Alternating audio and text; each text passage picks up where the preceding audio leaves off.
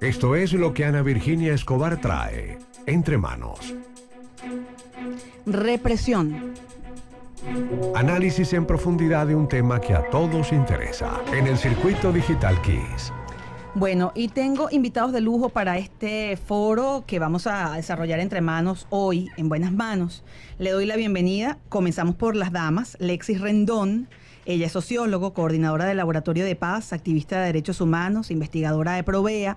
Nos acompaña también Rafael Uzcategui, coordinador de Provea, y Miguel Gutiérrez, fotoperiodista de la agencia EFE. Si ustedes han visto fotos que yo subo a Instagram, unas fotos impresionantes, sensacionales de lo que está sucediendo metido en la protesta. Esas fotos principalmente son de Miguel Gutiérrez y de verdad que yo me declaro fanática de su trabajo, un trabajo extraordinario, y de verdad que quiero conversar con él hoy porque está metido, ya ustedes lo ven en las fotos, metido literalmente en la candela, como llamamos nosotros los periodistas.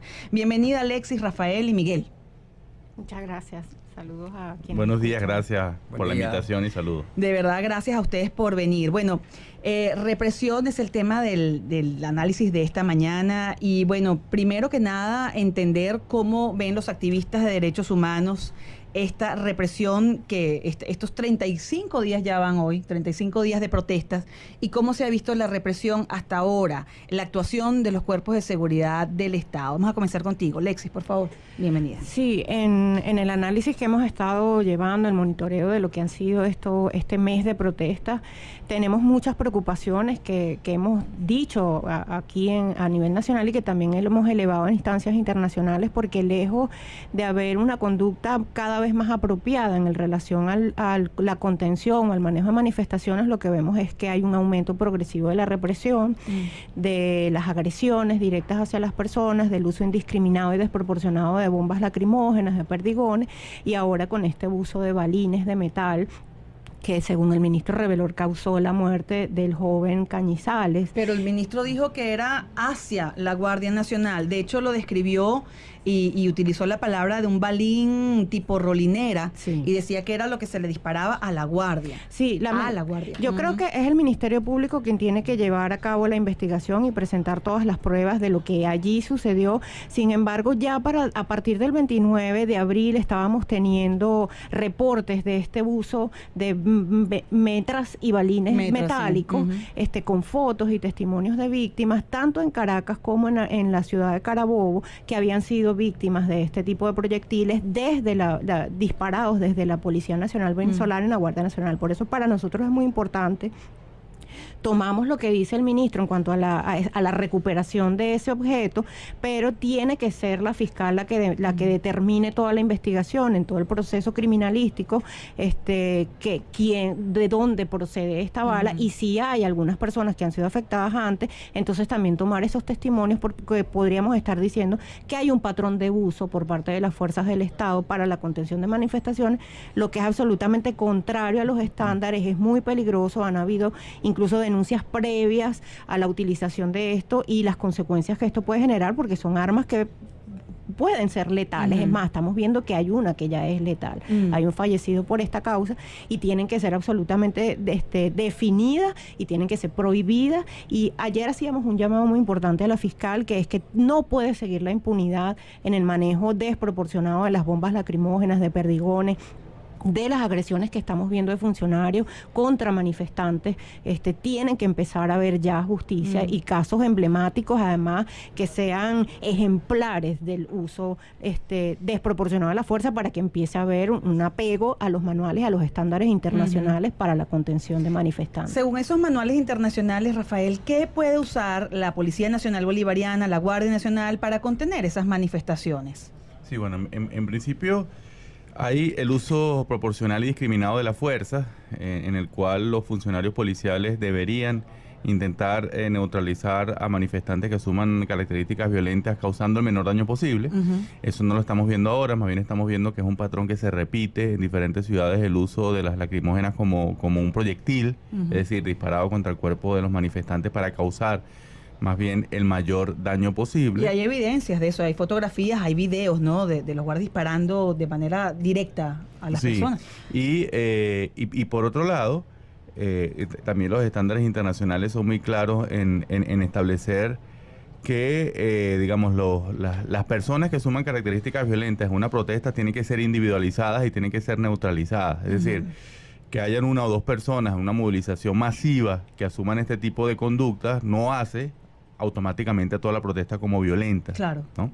Y aquí nosotros queremos recordar y seguir reivindicando las palabras de la fiscal, que continúa, por un lado, afirmando que las protestas siguen siendo pacíficas, que hay hechos de violencia puntuales, y en segundo lugar ha estado, como lo hizo en el reportaje reciente del periódico de Estados Unidos, hizo también un rechazo del uso desproporcionado de la fuerza para abordar este tipo de movilización. Sí, yo quisiera un pronunciamiento de ustedes precisamente por esas declaraciones de la fiscal, pero vamos con Miguel ahora. Miguel es fotoreportero, tienes muchísimos años ya trabajando en el país en protestas además, ¿no? Sí.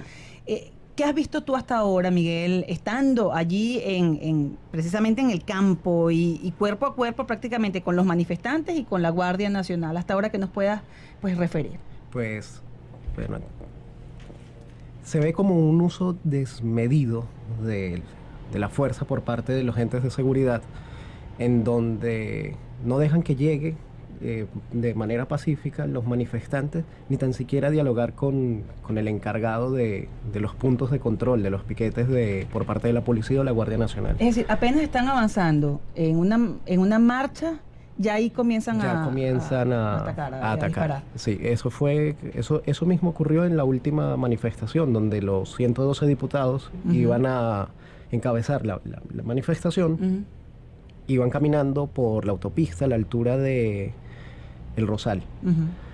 No alcanzaron, o sea, todavía faltaban cerca como de 500 metros cuando comenzaron a disparar. No dejaron que nadie se acercara, nadie dialogó, nadie habló. Y ese día, de los que he estado, me pareció que es el que más, en el que más han usado bombas lacrimógenas, al punto que habían efectivos de la Guardia Nacional que se estaban asfixiando con sus ¿Esa no fue la del miércoles, o sí? La de este miércoles pasado, es la que tú has visto más violenta de todas las que has cubierto. En verdad, no se midieron a la hora de disparar. Y ahí no se cumple lo que estás diciendo tú, Rafael, que bueno, si ves a alguien que está tratando de cometer algún acto violento o es agresivo, neutralizarlo a él, sino que lo que está diciendo Miguel, simplemente comienzan a caminar y ya comienzan a disparar ahí. Sí, en los últimos días lo que hemos visto es que hay una intención de impedir desde el inicio la realización de la movilización, porque antes, bueno, pues se permitía, digamos, los primeros días de abril, se permitía la concentración y después ocurrían los hechos de confrontación. Sin embargo, ahora lo que vemos es que, por un lado, se intenta dispersar automáticamente el hecho, la protesta, y en segundo lugar también estamos viendo que al gobierno le están incomodando las protestas en el municipio Libertador, y pareciera que ahora la orden es intentar mantenerlas confinadas hacia los sectores del este de la ciudad. Creo que simbólicamente ha sido para ellos muy alto el costo de que los sectores que antes afirmaban estar a favor del Ejecutivo Nacional ahora estén protestando. Miguel, tú has estado allí. ¿Has visto un incremento, pero sustancial, desde el 1 de abril, que comenzó la protesta como tal, hasta el día de ayer en las universidades, en la UCB, donde te tocó estar? Bueno, pues curiosamente nos ha pasado que nosotros tenemos que salir muy temprano en la mañana, a hacer recorridos en los distintos focos donde se concentran las personas. Sí. Y casi no vemos gente. Hay muy poca gente concentrada. Pero en cuestión de minutos, de repente sale gente, no sabemos de dónde. O sea, obviamente gente de la ciudad. Aquí no hay autobuses, no hay movilización de... No hay metro. No hay metro. Sí. La gente creo que está perdiendo el miedo y están abocándose a la calle. Pero en cuestión de minutos. Es increíble cómo, por ejemplo, no sé, en la Plaza Altamira, se pueden ver apenas 50, 100 personas. Y en cuestión de instantes se ven ya cientos de personas. 50, 60 personas, pero efectivos policiales, efectivos de seguridad completamente tomadas esas zonas. ¿Dónde se concentran? No, donde se concentran, no, son manifestantes. los efectivos, la policía y la Guardia Nacional, prácticamente no están en estos puntos. Dejan que se concentren allí y luego es que se movilizan. Por lo general se ven en Chacaíto, en Plaza Venezuela, que es en donde se resguardan. Pero sí, nos llama muchísimo la atención que en poquito tiempo muchísima gente está saliendo y cada vez este fenómeno se está viendo más. ¿Y por qué interpretan eso que puede suceder allí, que la gente comienza, bueno, si llaman a las 10 de la mañana, hay 10, 20 personas y luego comienzan a llegar cientos de personas? Sí, nosotros hemos sido testigos de ese fenómeno y tiene que ver con que la gente quiere protegerse a pesar de participar en una movilización, y cuando ve que ya hay personas o movilizaciones o grupos de gente que está caminando, se suman a ello, ¿no? Entonces ha sido muy interesante que nosotros, cuando hemos recorrido la parroquia San Pedro o partes del municipio de Libertador acompañando estas concentraciones, la gente cuando ve que pasa la movilización bajan de los edificios a sumarse, porque bueno, sienten que están mucho más protegidos a actuar en multitud que, bueno, que de repente salir ellos por iniciativa propia a buscar los sitios de concentración. O sea que sí hay un poco de miedo, Lexi. Claro. Y es natural, ¿no? Es natural. Es natural sobre todo porque la gente está sintiendo la represión, está sintiendo que cada vez es mucho más cruda, es mucho más violenta. Este patrón que vemos de que ya no se permite la manifestación, sino que de principio ya se empieza la agresión. Y la misma fiscal lo confirmó, dijo, si no hay agresión, si no hay represión, no hay violencia. Y lamentablemente no se puede responder ante la violencia de otra forma. Entonces hace un llamado que nosotros creemos que es válido y es muy necesario, que primero se cumpla. O sea, la manifestación en Venezuela tiene que ser garantizada porque es parte de nuestros derechos fundamentales, y la actitud del Estado tiene que ser notificar para que las manifestaciones puedan llegar a buen término y no afecten a terceros. Y esto no se está cumpliendo ya de raíz. Y por otro lado, el uso de la fuerza tiene que ser solamente cuando hay un desborde, no puede ser premeditado ni previo a la propia acción de la manifestación. Y esto es lo que estamos viendo.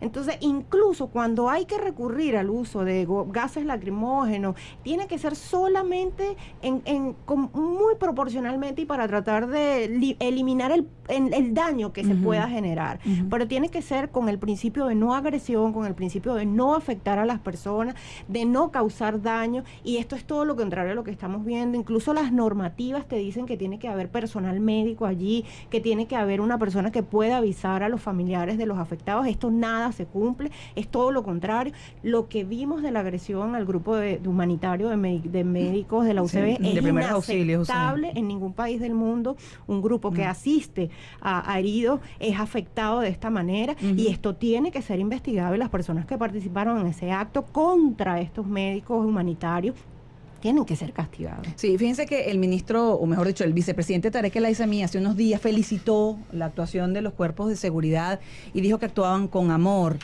Aquí la pregunta, además decían que controlaban la violencia, pero vemos con preocupación casos de ataques a edificios, escuelas, iglesias, hospitales. Es decir, no importa lo que esté, incluso las normativas internacionales igualmente se atacan. Y el caso, por ejemplo, de los habitantes de El Paraíso, que estuvieron sitiados un montón de horas, asfixiados, 3 apartamentos quemados, carros quemados. ¿Cómo se puede catalogar eso desde el punto de vista de derechos humanos, Rafael? Sí, bueno, sabes que lamentablemente nos encontramos en un contexto en el cual la Constitución no es el marco normativo que está vigente. Aquí estamos bajo un decreto de estado de excepción y emergencia económica, incluso ya con este llamado constituyente Maduro ha anunciado que va su intención de abolir la Carta Magna, formalmente la Carta Magna del 99. Entonces, ese tipo de mensajes lo que están es generando un contexto de impunidad, es decir, es el anuncio de que cualquier actuación arbitraria no va a ser sancionada ni castigada por parte de las autoridades, y lamentablemente esto lo que genera son estas condiciones para que este tipo de conductas se repitan, en donde continuamos recibiendo cada vez más denuncias acerca de hurtos y robos por parte de funcionarios policiales y militares, porque lo grave es que además del ataque contra este grupo de primeros auxilios, como lo demuestra el video, estas personas fueron robadas. O sea, es decir, los funcionarios policiales robaron a los médicos voluntarios. Y eso lamentablemente es una situación que se repite porque no hay castigo, no hay sanción, y lamentablemente aquí el único freno moral hasta ahora, porque hace falta una actuación mucho más decidida en este sentido siguen siendo las palabras de la fiscal general de la República. Sí, vamos a hacer publicidad hasta ahora y luego conversar con Miguel Gutiérrez sobre ese trabajo en el campo, cómo lo realiza, cómo se mete allí, porque la verdad es que las imágenes que logra Miguel son sorprendentes. Sigue el análisis Entre Manos. Circuito Digital Keys. 8:23 de la mañana. Seguimos conversando en nuestra mesa de análisis sobre la represión. Miguel, tú que estás allí en el campo, en la zona de batalla, si se puede llamar de esa manera, es fuerte decirlo, pero en eso se ha convertido. ¿Cómo es el trabajo? ¿Cómo logras meterte allí? Explícanos un poco ese trabajo de ustedes como fotoperiodistas, que son los ojos de lo que ocurre donde nadie se puede meter. Sí, primero se tiene que trabajar con respeto. El respeto independientemente de lo que esté ocurriendo. O sea, se le debe respeto a la situación, se le debe respeto a las personas que están en el acontecimiento. Claramente tenemos que identificarnos. Yo tengo instrucciones de no ocultar mi chaleco antibalas. De hecho, el chaleco que uso no es de color negro. Para evitar, es beige, ¿no? Y beige. se ve press, claramente. Se ve press. En la espalda y en el pecho. Exacto. Utilizamos equipos que evidentemente son equipos profesionales. Y nos identificamos, o sea, no ¿Se identifican con quién? ¿Con las autoridades que están allí inclusive? Con quien lo solicite. Okay. Con quien lo solicite. Okay. O sea, por lo general debemos tener resguardada la identificación y cualquiera que pueda venir y se identifique, que nos solicite identificarnos, lo hacemos para evitar malos entendidos. Porque en situaciones así tan álgidas, las personas pueden perder control, se confunden y, mira, pueden ocurrir acontecimientos. ¿Qué fue lo que ocurrió cuando se estaba subiendo de la Castellana hasta la Cota 1000 el lunes, el 1 de mayo? Sí. ¿Te confundieron con alguien? ¿Tú fuiste agredido? De hecho, te robaron parte de tu equipo. Sí. En la manifestación opositora. En la manifestación hay que decirlo. opositora. Sí. Estábamos en la Castellana, en la parte alta, a escasas 2 calles de la entrada a la Cota 1000. Ajá. Hubo enfrentamientos entre los efectivos de seguridad y los manifestantes y llega un punto que como fotoperiodista tenemos que retirarnos del lugar. Primero por razones técnicas tenemos que transmitir el material y segundo por seguridad, porque en este tipo de enfrentamientos, cuando una de las partes está perdiendo terreno, se ve frustrada y luego buscan un justificativo y no van a asumir que están haciendo las cosas mal y siempre van a decir que fue alguien que se infiltró, alguien que está regando información. Y eso fue lo que ocurrió ese día. Yo estaba retirándome, estaba con mi motorizado y antes de llegar a la esquina, a la primera esquina donde estaban los muchachos manifestando, me atrapan. Me atrapan un grupo de manifestantes y le piden al motorizado que quién era y le iban a quitar el bolso y demás. Me bajo de la moto, me identifico, me muestro que soy periodista y alguien dice, es infiltrado. No sé por qué dice. Apenas un grito de alguien ya. Sí, exacto. Y entonces desató como la ira colectiva de un montón de personas. Me identifico, a pesar de que me identifico, me agreden. No pasó a mayores, me querían despojar de las cámaras fotográficas. No las entrego, pero me alcanzan a quitar el casco y la máscara antigas. Sí.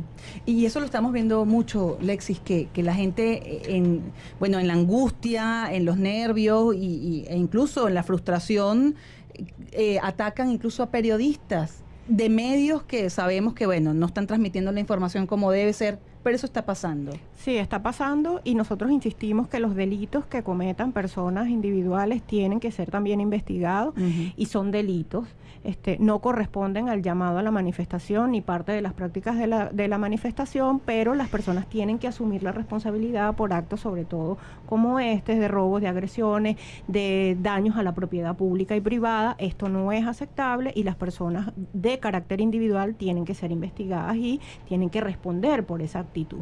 Nosotros sí insistimos, yo creo que la sociedad venezolana, no solamente en Caracas, sino a nivel nacional, tiene muchísima responsabilidad de lo que está haciendo, de cómo sale. Por esto vemos que han generado estas propias formas de protección, de salir cuando se encuentran unidos Y eso también es un mensaje positivo ante el miedo, porque toda esta represión, toda esta violencia quiere generar que la gente se inhiba de ir a la calle a reclamar sus derechos, y mientras más unidos estamos, nos hacemos compañía, y bueno, sí hay un miedo, pero también hay la responsabilidad y la convicción de que se está luchando por el tema de la democracia, por un futuro mejor, para que no siga esta vulneración sistemática de los derechos humanos. Y nosotros queremos decirle a la población, sí hay un miedo, pero tienen el derecho a salir y tienen el derecho a soñar algo distinto. Y el Estado en algún momento tiene que empezar a responder. Creo que hay una mirada internacional, los relatores de Naciones Unidas se han pronunciado, hicieron un pronunciamiento conjunto, la CIDH se pronunció, bueno, el secretario Almagro de la OEA, hay muchísimos pronunciamientos de países que están observando cómo se está reprimiendo a las personas y están haciendo llamados con materia de derechos humanos para que se permita que la gente salga. Lamentamos todos estos incidentes, así como hay personas individuales. Tenemos varias denuncias de policía, guardias nacionales que también están cometiendo actos delictivos, es decir, en este caso serían violaciones a derechos humanos porque tienen son funcionarios públicos, pero gente que se retira de las manifestaciones, las roban, les quitan los celulares, en las propias manifestaciones hacen el mismo acto. Es decir, hay unos patrones cuando hay este tipo de situaciones muy caóticas donde empieza la represión y la violencia, que es de la anomia, ¿no? Entonces la gente hay un desborde, y lo vemos ahorita también con los saqueos, hay una especie de punto inicial y después ya es casi que incontrolable, lo que requiere más seriedad, no solamente de parte de los líderes que llaman a las manifestaciones, porque en casos de anomia el líder, la autoridad es la que puede reconducir esto que está sucediendo hacia el inicio, el origen de esto. Y por otro lado, a que las fuerzas de seguridad actúen lo más posible apegadas a las normas para evitar estos desbordes. Pronunciamientos internacionales que se incluye, por ejemplo, el de varios países recientemente, esto fue anoche, Argentina, Brasil, Colombia, Costa Rica, Guatemala, Honduras, México, Paraguay, deploran la situación interna, el recrudecimiento de la violencia en Venezuela, y dicen: como actual miembro del Consejo de Derechos Humanos de Naciones Unidas, la República de Venezuela tiene la obligación de aplicar las normas más estrictas sobre la promoción y protección de los derechos humanos en cumplimiento de los compromisos y obligaciones derivados de los tratados internacionales. Y vemos también el pronunciamiento, Rafael, de la fiscal general, y cito textual: no podemos exigir un comportamiento pacífico y legal de los ciudadanos si el Estado toma decisiones que no están de acuerdo con la ley. ¿Cómo lo ve, Provea? Sí, bueno, nosotros vemos este aumento del pronunciamiento y de la atención de la comunidad internacional como un logro de la protesta no violenta, que continúa siendo mayoritaria a pesar de estas situaciones puntuales de violencia.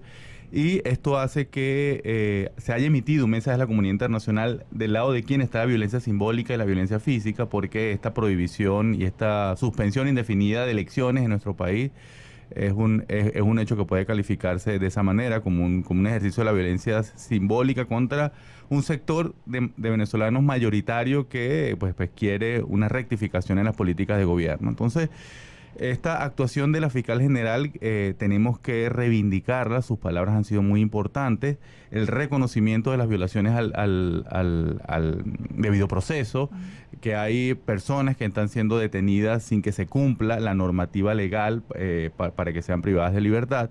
Y creemos que ella representa un sector del oficialismo que no está contento, que no está conforme con lo que está pasando, y nosotros seguiremos desde Provea invitando a esos sectores democráticos del oficialismo, como los queramos denominar, a que se pronuncien, a que se expresen, porque lo que está ocurriendo es que Nicolás Maduro está aniquilando la posibilidad de que el chavismo a futuro tenga expresión política, porque está, pues acabando con toda esa expresión y con todas esas posibilidades de participación de esa identidad. Bueno, hay que destacar el pronunciamiento de Gustavo Dudamel el día de ayer, ¿no? Que la verdad es que sorprendió a todo el mundo, porque la semana pasada dio un video bastante, que todavía no sabían qué aguas estaba moviendo, pero el de ayer fue realmente sorprendente. Ya para cerrar, Miguel, tú hablabas de la actitud de la gente en la convocatoria, en los puntos de concentración, que de pronto se ven 100 personas o 50 y luego ves cientos. En el caso de los manifestantes, esos que están allí en la primera línea, ¿qué actitud has visto tú últimamente? Hay una foto tuya impresionante que ha corrido por todas las redes, y es los muchachos con unos escudos. Sí. Que por lo visto se hicieron ellos, porque son bien rudimentarios, ¿no? Son hechos por ellos mismos. bueno, y esa foto dice tanto, ¿no? ¿Qué has visto tú en ellos y qué nos puedes decir para cerrar? Bueno, me parece muy curioso que cuando ellos van caminando, la gente los aplaude, la gente los anima, les grita, valientes muchachos, ustedes pueden, vamos a estar con ustedes aquí dándoles ánimo.